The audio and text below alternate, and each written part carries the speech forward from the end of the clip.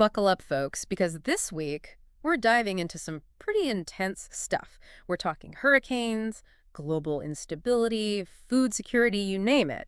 And to guide us through this whirlwind, we've got Doug and Michael Yon's latest report. Yeah, these guys are like those friends you have, the ones who always seem to know what's up before anyone else. Exactly. They've got their fingers on the pulse, or maybe a little deeper. So let's get into it. First up, hurricanes. Obviously, a major event, especially with the recent one slamming into the U.S. We all saw the images, the devastation in North Carolina, the ongoing rescue efforts. It's heartbreaking. Absolutely. And Florida, well, they got lucky this time, but it was a close call. But here's where Doug and Michael go a bit deeper. They're raising this question, and it's kind of a sensitive one. Land grabs after disasters. Right, they're pointing to a pattern they see emerging. And it makes you think, after a crisis, people are vulnerable, desperate even.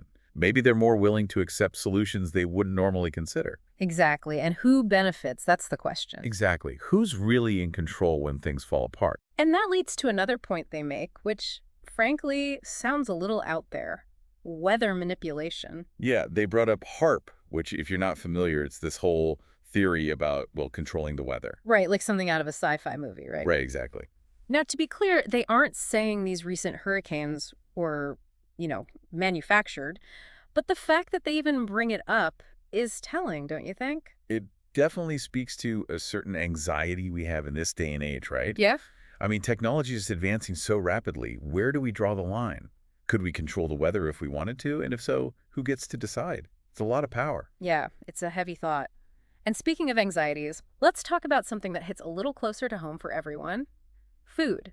Right. Doug and Michael are sounding the alarm bells on food security, especially when it comes to this thing called phosphate. Yeah, phosphate. Yeah.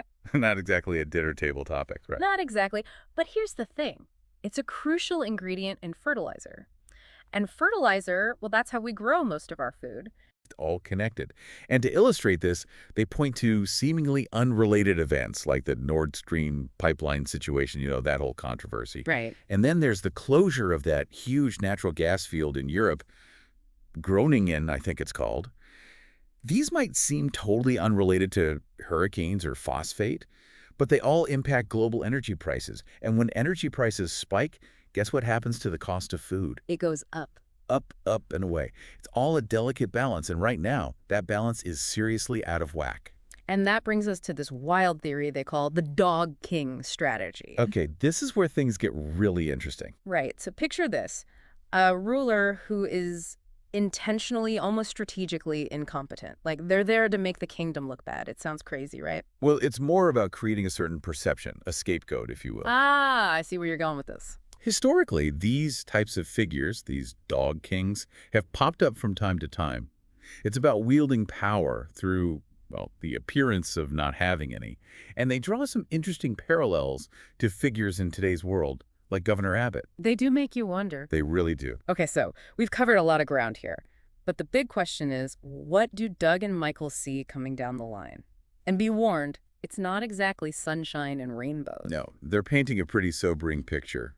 Famines, unrest, economic upheaval on a global scale.